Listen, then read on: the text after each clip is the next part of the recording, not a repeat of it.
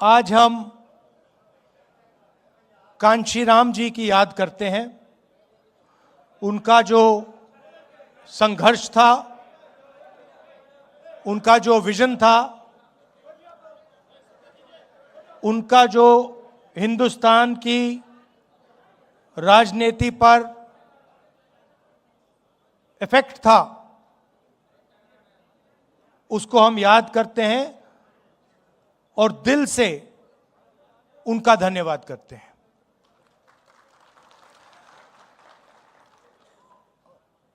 काफी लोगों ने भाषण दिए और कहना चाहता हूं कि हर भाषण में गहराई थी,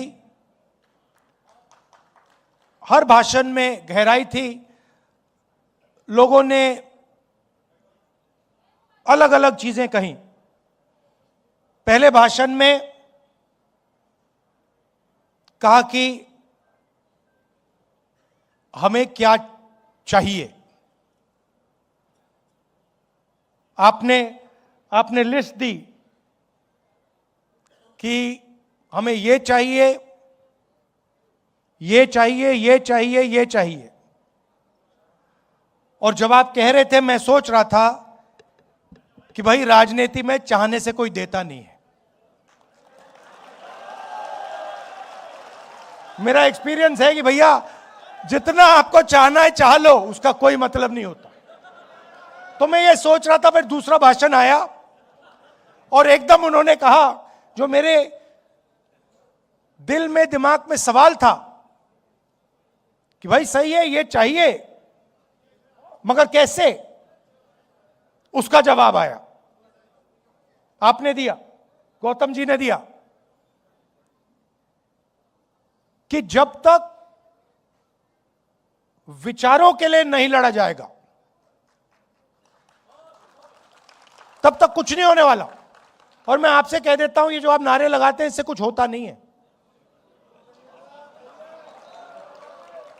ये कि भैया राहुल गांधी जिंदाबाद, इससे कुछ होता नहीं है।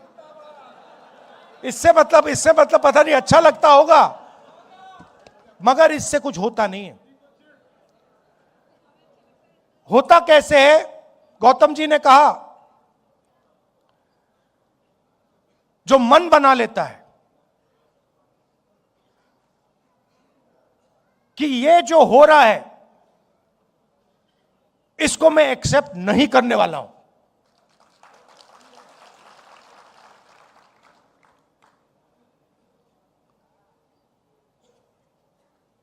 भाषण देने से पहले मैं सोच रहा था कि अंबेडकर जी शिक्षा की बात करते थे,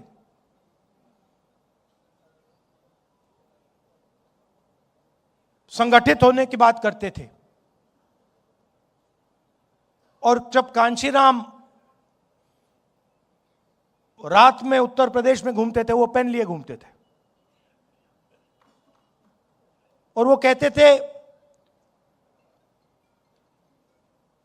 कि पेन होता है, लिखाई इस साइड से होती है, शाही इस साइड में होती है, निब इस साइड होता है, ऊपर से कवर लग जाता है 15% का, वो कहते थे। और वो ये भी कहते थे कि पेन को ऐसे होना चाहिए कि समाज का फायदा 15% को मिले, मगर 85% को भी मिलना चाहिए, उसमें शामिल वो भी होने चाहिए। अब क्या हुआ? अब बीजेपी ने नया सिस्टम उठाया है। बीजेपी ने पेन और इसको अलग कर दिया, इसको पता नहीं कहां फेंक दिया, और उसके लिए इसको लिए फिर रहे हैं।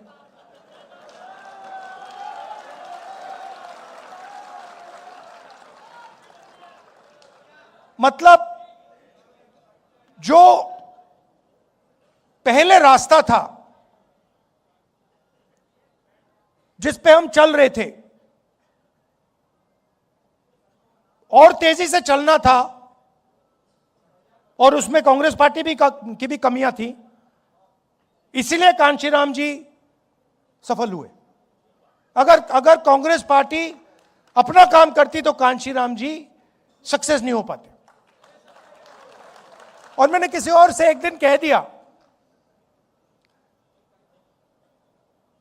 पता नहीं सही कहा या गलत कहा, मगर अगर जवाहरलाल नेहरू जिंदा होते तो कांचीराम जी कांग्रेस के चीफ मिनिस्टर होते।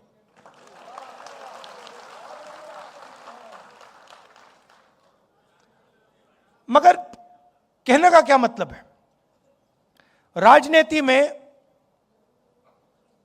दो तरीके के लोग होते हैं। एक कहता है कि मुझे ऐसा पेन चाहिए, दूसरा कहता है मुझे ऐसा पेन चाहिए। मतलब मुझे पेन ऐसा चाहिए कि सब लोगों को फायदा हो, समाज में कोई पीछे ना रहे, और अगर हिंदुस्तान में प्रगति हो रही है तो गरीब से गरीब बच्चा किसी भी वर्ग का हो, उस प्रगति में उसको शामिल होना चाहिए।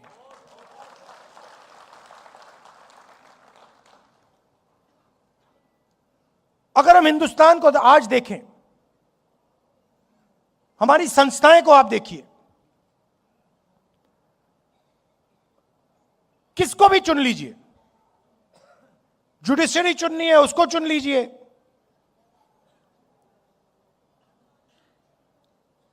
मंत्रिमंडल देख लीजिए, ब्यूरोक्रेसी देख लीजिए, शिक्षा का सिस्टम देख लीजिए, कॉर्पोरेट इंडिया देख लीजिए, किसी एक को चुन लीजिए और थोड़ी सी गहराई में आप जाएंगे तो आपको दिखेगा 85% उसमें कहीं है ही नहीं।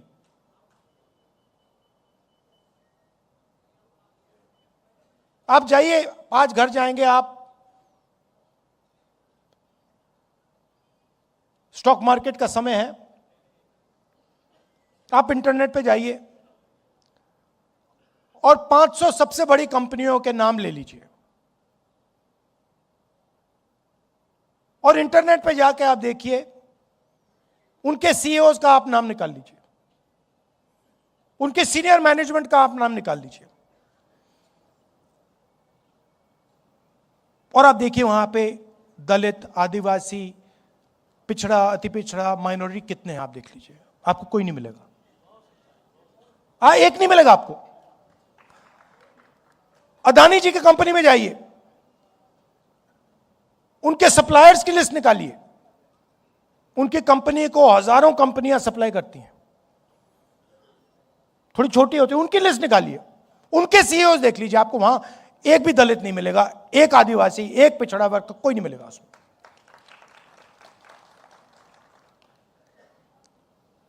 किसी भी प्राइवेट अस्पताल में चले जाइए, आपके परिवार के लोग बीमार होते हैं, अगली बार आप जाएंगे जरा नाम पढ़िए, अपोलो हॉस्पिटल में जाके नाम पढ़िए डॉक्टरों के,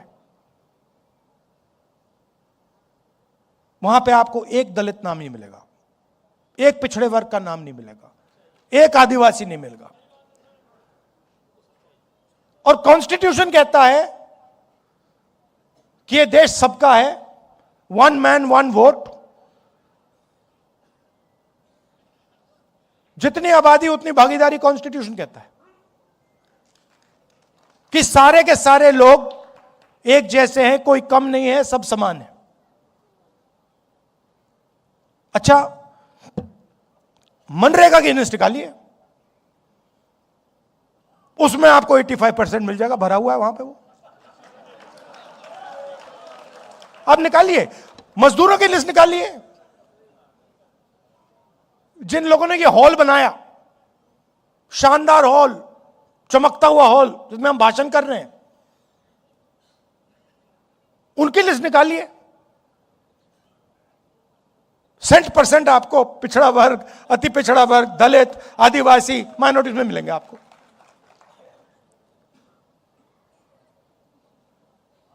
और उधर भी कॉन्ट्रैक्टर मिलेगा आपको।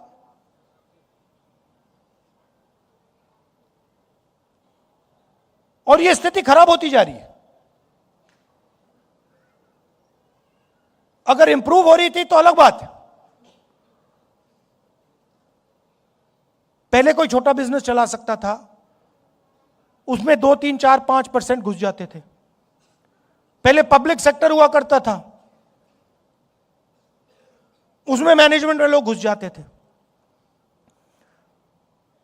पब्लिक अस्पताल थे, पब्लिक यूनिवर्सिटी कॉलेजेस थे, उसमें घुस जाते थे लोग। आपने इंटरव्यू की बात की, मैं गया था, दिल्ली यूनिवर्सिटी गया था। इंटरव्यू बच्चों को निकालने का तरीका है। आपकी जात क्या है भैया, आप इंटरव्यू में फेल, सीधी सी बात है। वो सब बोल रहे हैं। आरएसएस के संगठन की लिस्ट निकालिए, जो उनके प्रचारक लोग हैं, जो उनका सीनियर आरएसएस का जो सेंटर है, उसमें आपको एक ओबीसी नहीं मिलेगा, एक दलित नहीं मिलेगा, एक आदिवासी नहीं मिलेगा। तो लड़ाई बिल्कुल क्लियर है। एक तरफ 85% बैठे हैं और उनको कहा जा रहा है कि भैया ये देश आपका नहीं है। कहने के लिए हां, कहने के लिए हम कह देंगे कि भैया आप हिंदुस्तानी हो, मगर जब धन बांटने की बात आएगी या देश को चलाने की बात आएगी या पावर की बात आएगी, तो आप हिंदुस्तानी नहीं हो, आप कुछ और हो।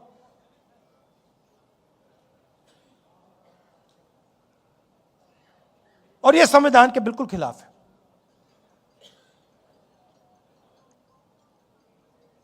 और यह संविधान क्या है?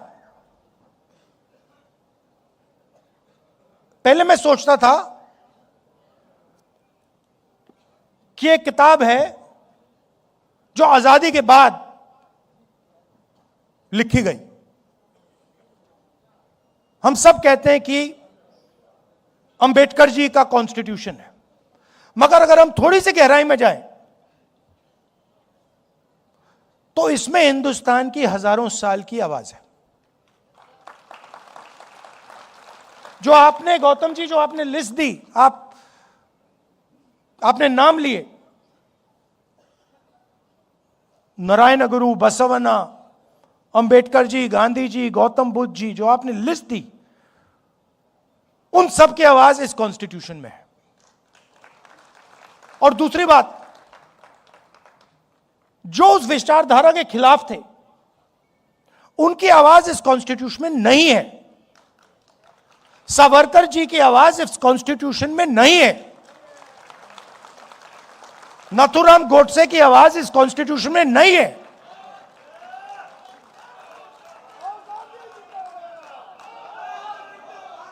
वो कुछ भी कह लें, नरेंद्र मोदी जी इस कॉन्स्टिट्यूशन की विचारधारा को नहीं मानते।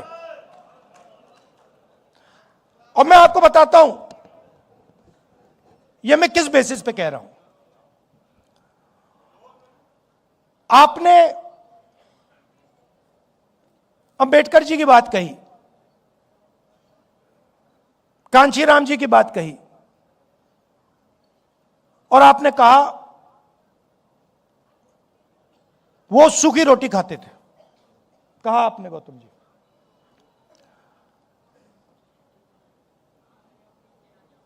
और अंबेडकर जी के बारे में लोग बहुत कुछ कहते हैं। कोलंबिया में पढ़ाई की,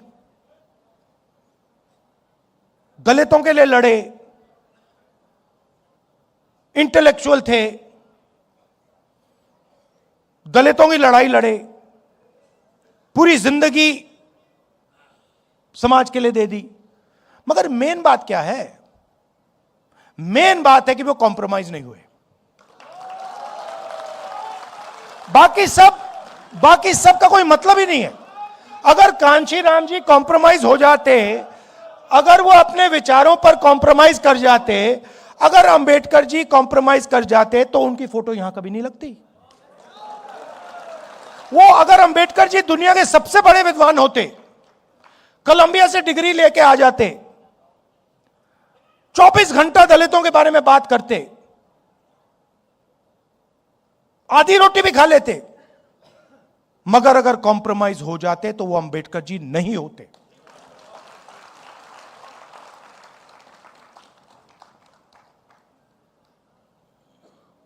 फर्क है अंबेडकर जी में, गांधी जी में, कांशीराम जी में और सावरकर में। बहुत बड़ा फर्क है। गांधी जी 10-15 साल जेल गए, कॉम्प्रोमाइज नहीं किया। अंबेडकर जी पूरी जिंदगी दे दी, कॉम्प्रोमाइज नहीं किया। कांशीराम जी ने क्या कॉम्प्रोमाइज किया किसी से? सवाल नहीं उठता, कर ही नहीं सकते। करना भी चाहते तब भी नहीं कर पाते हो, क्योंकि इतनी गहराई से बात उनके दिल में थी कि वो कर ही नहीं सकते।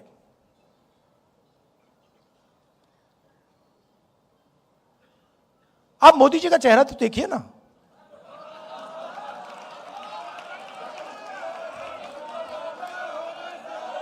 जरा देखिए। वो उनके संगठन की पुरानी आदत है, ये नई चीज नहीं है। अब मत सोचिए कि ये पहला एग्जाम्पल, पहला उदाहरण है। ये पहला उदाहरण नहीं है, इनका लाइनअप है, ये करते जाते हैं। आप देखिए, आप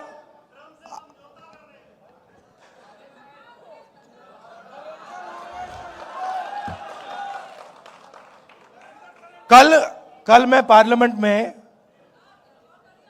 मैंने मतलब एप्स्टीन शब्द बोला और स्पीकर साहब ने कहा नहीं नहीं नहीं नहीं नहीं नहीं नहीं नहीं नहीं, मैं नहीं चाहिए। मैंने कहा कि देखिए मामला एनर्जी सिक्योरिटी का है, मामला एनर्जी सिक्योरिटी का है। मामला यह है कि गैस सिलेंडर नहीं मिल रहा, हमारी एनर्जी सिक्योरिटी कॉम्प्रोमाइज कर दी गई है। आज अमेरिका कहेगा कि अगर हम रूस से गैस तेल खरीद सकते हैं, अमेरिका कहेगा अगर हम ईरान से, इराक से, किसी और से खरीद सकते हैं, मतलब एनर्जी सिक्योरिटी कॉम्प्रोमाइज हो गई। उसके बाद मैंने बोला क्यों हुई, और मैंने कहा ये जो हरदीपपुरी बैठा है, ये जिसको आपने ऑयल मिनिस्टर बनाया, ब्यूरोक्रेसी से उठा के ऑयल मिनिस्टर बना दिया, ये पहला कॉम्प्रोमाइज है। इसका तो नाम उधर एप्स्टीन फाइल में है, तो उसका दोस्त है।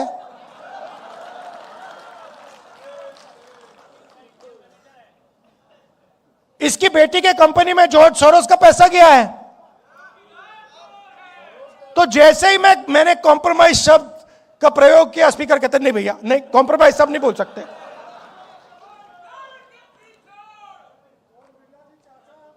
तो अब तो एक साइड एप्स्टीन है, दूसरी साइड अदानी जी। आपने बड़ी गहरी बात बोली, आपने बड़ी गहरी बात बोली। मैंने इसके बारे में काफी सोचा है।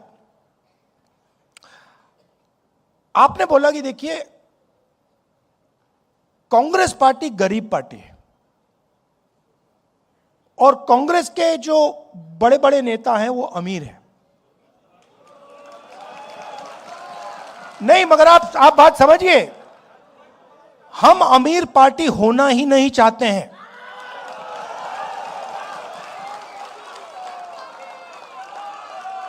ये कांग्रेस पार्टी का डिजाइन गांधी जी के टाइम से यही है भैया। ये जिस दिन अमीर पार्टी बन जाएगी उस दिन वो बीजेपी बन जाएगी। हमें गरीब पार्टी चाहिए। मैं इस बात को मैं इलेक्शन में समझा।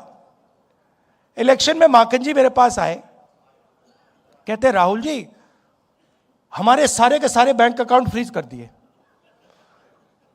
मैंने सोचा भाई अब तो फंस गए, चुनाव आ रहा है, सारे के सारे बैंक अकाउंट फ्रीज हो गए, अब क्या करेंगे। कांग्रेस पार्टी पे कोई रुकावट नहीं आई, वो चलती गई, कोई फर्क नहीं पड़ा। देखिए ये है विचारधारा की पार्टी और इसको ये बीजेपी वाले नहीं हरा सकते हैं, सवाल नहीं उठता। अगर ये अपनी पटरी पे चलेगी, अगर ये गांधी जी की पटरी पे चलेगी अंबेडकर जी की पटरी पे चलेगी, इसको कोई नहीं हरा सकता। ज्योतिबाई फुले की पटरी पे किसको कोई नहीं हरा सकता। अगर कमी है तो हम में है, यह सबसे पहले समझना होगा।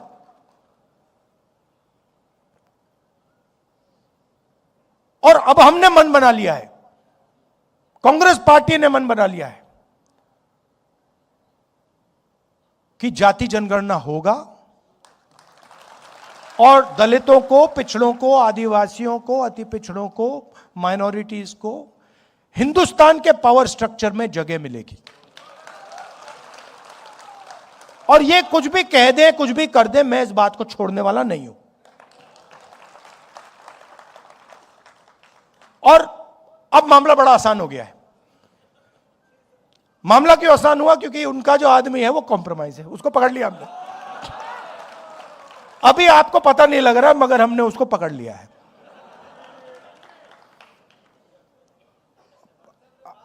नहीं, वो पकड़ लिया है। मैं आपको बता रहा हूं, मैं आपको स्टेज से कह रहा हूं, साइकोलॉजिकली नरेंद्र मोदी खत्म है।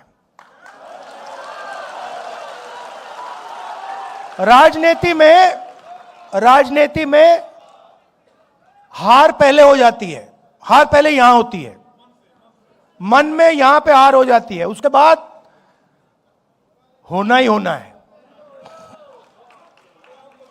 और आप ये सोच समझिए कि कांग्रेस पार्टी के जो कार्यकर्ता हैं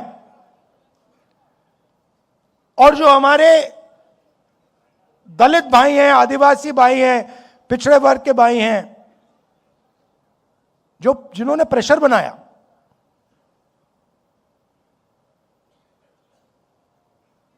उन्होंने नरेंद्र मोदी को खत्म किया है। और मैं आपको बता देता हूं, देखिए,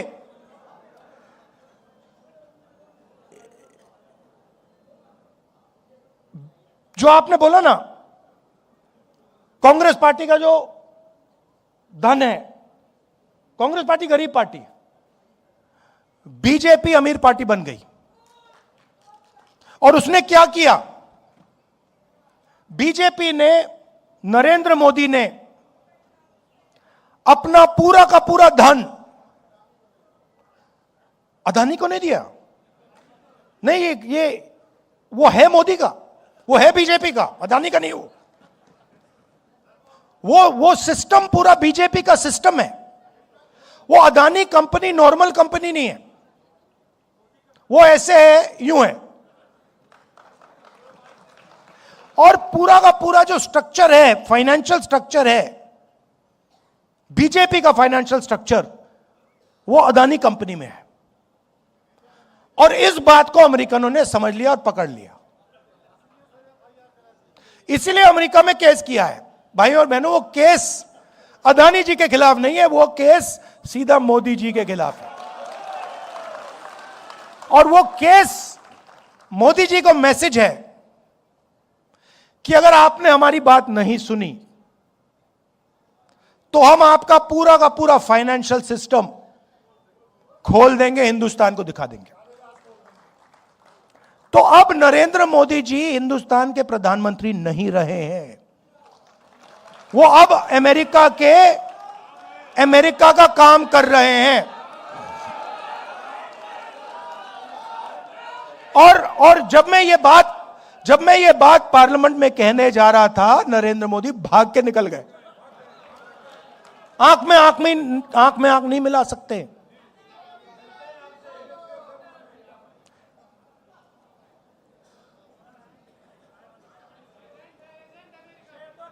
नहीं, अब देखिए, अब आप कहोगे, देखो ये आप कैसे कह रहे हो? मैं बताता हूं आपको, हर चीज का मैं आपको सबूत दूंगा।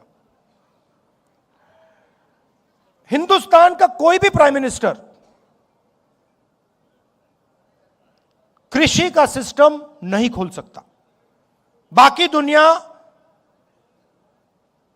के जो किसान हैं, उनके लिए हिंदुस्तान का प्रधानमंत्री कभी नहीं खोल सकता है। नरेंद्र मोदी नहीं करना चाहता था, कैसे मालूम? क्योंकि मैं 4 महीने से पता लगा रहा था कि भैया ये जो अमेरिका की ट्रेड डील जो है ये रुकी क्यों है। अनऑफिशियली पूछ रहा था मैं, और हर बार जवाब आ रहा था, कृषि के मामले पे हम कॉम्प्रोमाइज नहीं करेंगे। मेरा भाषण हुआ, 1 घंटा रोका,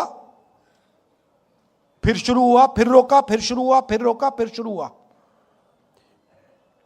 उसके बाद में तकरीबन 6 बजे शाम को जैसे ही प्रधानमंत्री पार्लियामेंट से भाग के गए, उसके एकदम बाद प्रधानमंत्री ने ट्रंप को फोन किया। कैबिनेट से नहीं पूछा, ये हमारे कृषि मंत्री हैं, इनसे नहीं पूछा, गडकरी जी से नहीं पूछा, फॉरेन मिनिस्टर से नहीं पूछा, सीधा फोन लगाया और ट्रंप को कह दिया कि भैया मामला फिट है, डील साइन कर दूंगा। और ट्रंप ने ट्वीट कर दिया, जो काम 4 महीने के लिए रुका हुआ था, जो कॉम्प्रोमाइज आपने 4 महीने नहीं किया, वो आपने 15 मिनट में क्यों कर दिया? एप्स्टीन और अदानी और भी चीजें हैं जो मैं जानता हूं, मगर ये 2 हैं, ये 2 मेन चीजें, और फिर 2-3 और चीजें हैं। क्या दिया नरेंद्र मोदी ने? हिंदुस्तान का पूरा डेटा पकड़ा दिया। अगर अमेरिका को चाइना से मुकाबला करना है, चाइना के पास दुनिया का सबसे बड़ा डेटा का पैकेज है, नंबर 2 पे हिंदुस्तान का है।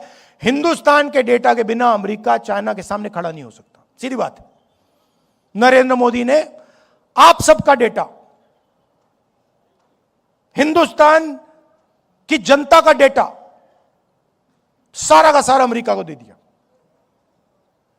हमारा डेटा अमेरिका कहीं भी रख सकता है, अमेरिका में रखना चाहता है अमेरिका में रख सकता है।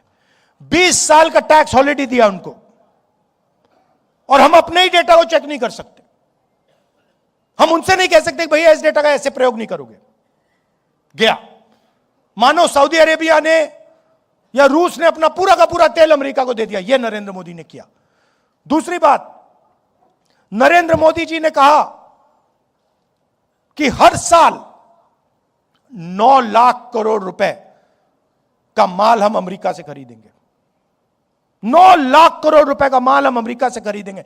मैं आपसे पूछना चाहता हूं, अगर 9 लाख करोड़ रुपए का माल हम अमेरिका से खरीदेंगे तो हमारे बिजनेस क्या करेंगे? हमारे स्मॉल मीडियम बिजनेस क्या करेंगे? तो डेटा दिया, वायदा किया कि 9 लाख करोड़ रुपए का माल खरीदेंगे। कपास, सोया, फल, बादाम, अखरोट, दाल। अब अमेरिका के जो किसान हैं वो अपना यहां बेचेंगे। अमेरिका के खेत बड़े बड़े 500 एकड़, 1000 एकड़ की पूरी मैकेनाइज्ड। हमारे खेत 5 एकड़, 2 एकड़, 3 एकड़, यहां पे कोई मैकेनाइजेशन नहीं। सारा का सारा माल उनका अंदर आ जाएगा, खत्म कर देगा। और आखिरी बात जो गौतम जी ने कही, हमारी एनर्जी सिक्योरिटी। अभी आप देखना क्या होने वाला है यहां पे। ये स्टेट ऑफ हॉर्मुज जो बंद हुआ है, अभी आप देखना हिंदुस्तान में क्या होने वाला है। अभी तो शुरुआत हुई है। क्यों? क्योंकि नरेंद्र मोदी ने हिंदुस्तान की एनर्जी सिक्योरिटी अमेरिका को दे दी। अमेरिका को कह दिया कि भैया आप बताओ हमें कि हम कहां से तेल खरीदें, कहां से गैस खरीदें। आप चाहते हो कि रूस से ना खरीदें, नहीं खरीदेंगे। चाहते हो ईरान से ना खरीदें, नहीं खरीदेंगे। चाहते हो इराक से ना खरीदें, हम नहीं खरीदेंगे। आप बोलो। ये चीजें नरेंद्र मोदी ने दी। लिया क्या? कुछ नहीं। हमारा जितना पहले टैक्स था उससे ज्यादा हो गया। हिंदुस्तान को यूएस डील से कुछ नहीं मिला, जीरो। अमेरिका को सब कुछ दे दिया। क्यों? क्योंकि नरेंद्र मोदी एप्स्टीन के कारण, अदानी के कारण, अपने फाइनेंशियल स्ट्रक्चर के कारण कॉम्प्रोमाइज्ड हो गए हैं। नरेंद्र सरेंडर हो गया है। अब हमारे सामने बहुत बड़ा मौका है कि हम अब हिंदुस्तान को बदलने की राजनीति करें। सिर्फ इलेक्शन जीतने वाले नहीं, मगर हिंदुस्तान की जो गरीब जनता है, जो दलित हैं, आदिवासी हैं, पिछड़ा वर्ग है, माइनॉरिटी है, गरीब जनरल कास्ट के लोग हैं, उनको हिंदुस्तान में के पावर स्ट्रक्चर में शामिल करने की राजनीति।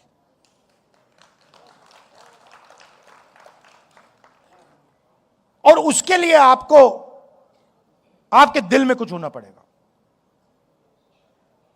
नारों से नहीं होने वाला। अगर कांग्रेस पार्टी के पास उत्तर प्रदेश में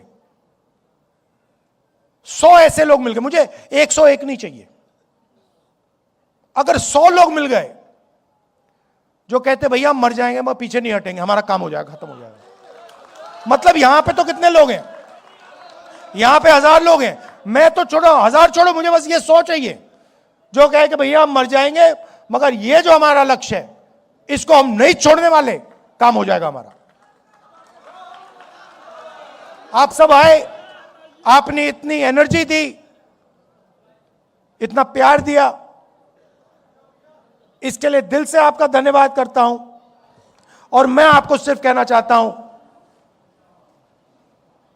कि मेरे लिए अंबेडकर जी का संविधान, गांधी जी का संविधान, यह सबसे जरूरी चीज है और इसकी हम मरते दम तक इसकी हम रक्षा करेंगे। आप सबका बहुत बहुत धन्यवाद। न्याय योद्धा